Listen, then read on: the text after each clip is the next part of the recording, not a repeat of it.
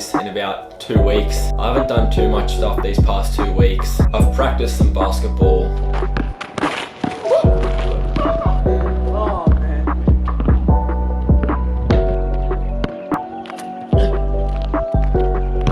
Oh my god, what? I had to go at soccer.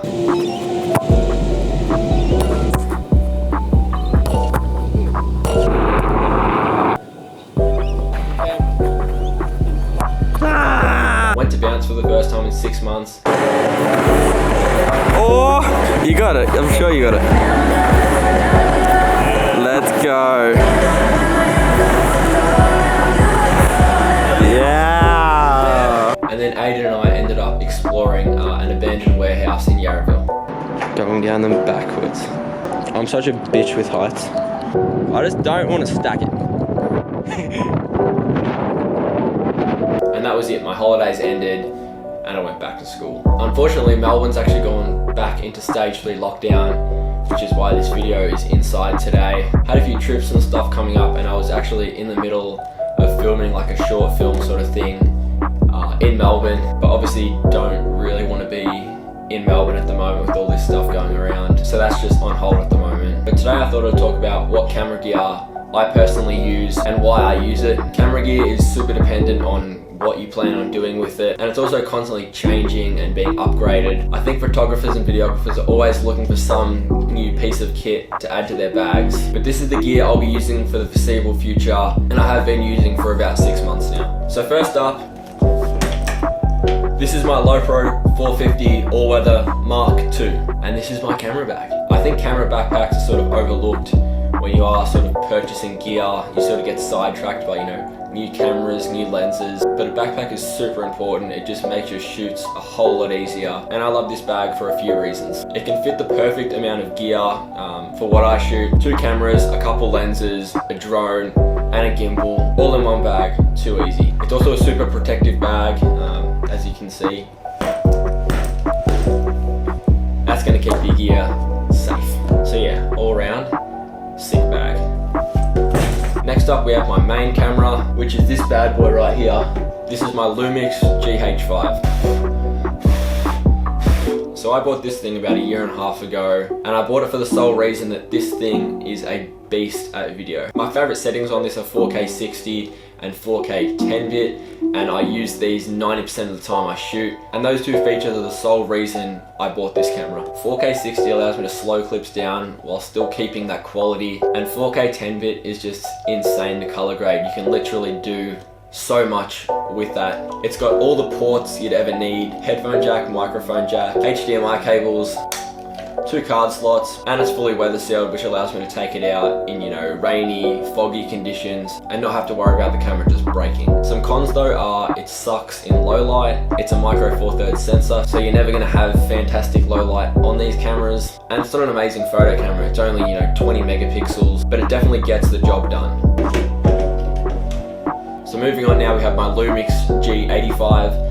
And I can't show you guys this camera because it's actually filming me right now. This is the oldest camera that I still own. I've had this for about 2.5 years now, but I really like this camera personally. It's great for doing like a time lapse or something while I go and shoot on my GH5, and it fits all the same lenses as my GH5 without an adapter, which is sick. Again, not the greatest photo camera, 16 megapixels, but it still takes photos, and unless you're printing something on like a big wall, 16 megapixels is fine. Moving on to lenses now.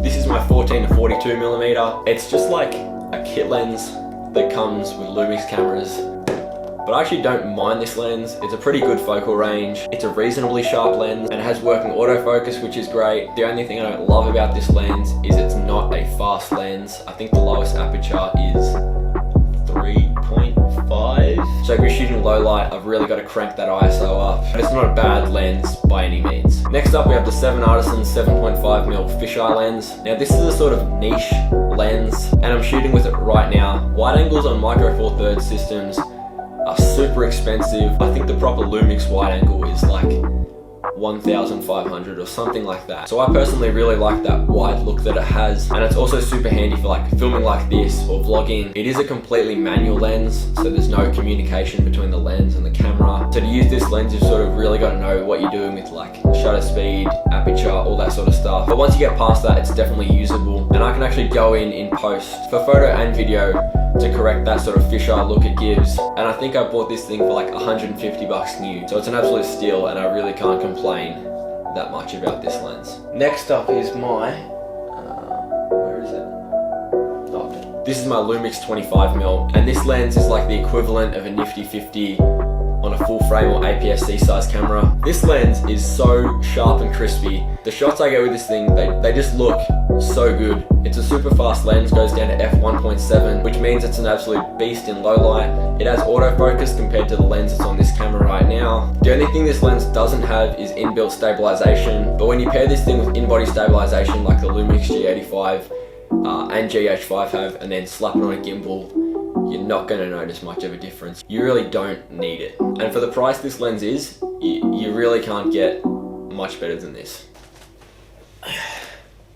This is my Ronin S. This is actually my newest purchase. I picked it up about 4 months ago, and this is just a super high quality gimbal. I was going to cheap out on sort of a lower budget gimbal like a Feiyu Tech or something, but I ended up going with DJI just because I've used their products before and they're just super well built. So this has some really cool features in it that I like, including the infinite 360 roll and the sports mode. And the main reason I picked it over the smaller Ronin SC was mainly the fact that if I want to slap like a fat ass rig on this, I can. Compared to the Ronin SC, you can't. So yeah, super sick gimbal. Next up, drones. So this is the Mavic Mini, super portable, ultra light drone. This thing's like the most entry level sort of cinematic drone you can buy. And for the price this thing is, it produces a super nice, clean looking image. It actually recently got updated so you can have full manual control over video and photo settings, which is awesome. And it also has like a super crazy flight time on it. I think it's like 25 minutes, but I could be wrong, so don't quote me on that. Now, I'm personally not like a drone sort of cinematographer. I get a few sort of establishing shots with this thing, but if I was gonna make like a full-blown video just with a drone, I probably would upgrade to something more like the Macbook Pro 2. But for my workflow, this works fine. Only bad thing is no 4K, but I can work with that. Then in terms of audio, I've got the Rode Video Mic Go, which is currently being used to record this video. It's a microphone, not much else to say. It records audio. It's not the best, it's not the worst. It works. Moving on. And then finally, we've got my computer, which is right here with my notes on it for this video. This is the 16-inch MacBook Pro, like early 2020 or late 2019 or something. And having a computer like this to edit on is just so good. It's definitely not a necessity. I used to edit on a shitty little MacBook Air. I think it's in this desk, hold on. There you are.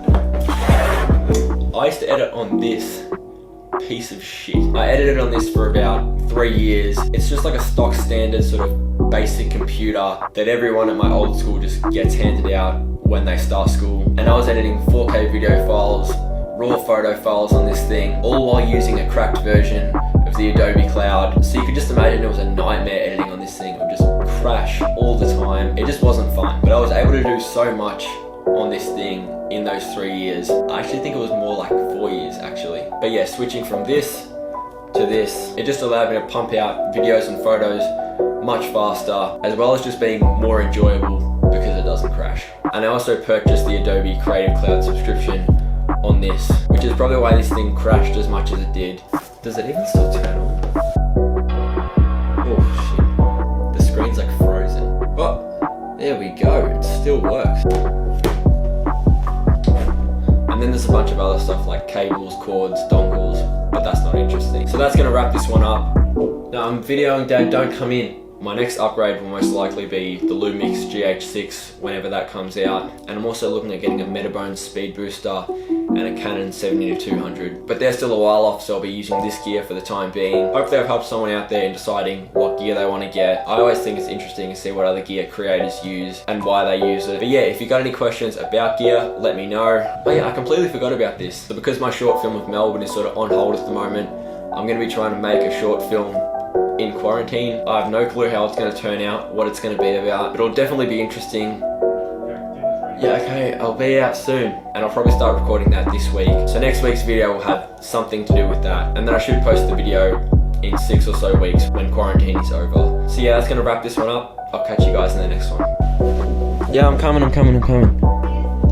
Yeah, I know.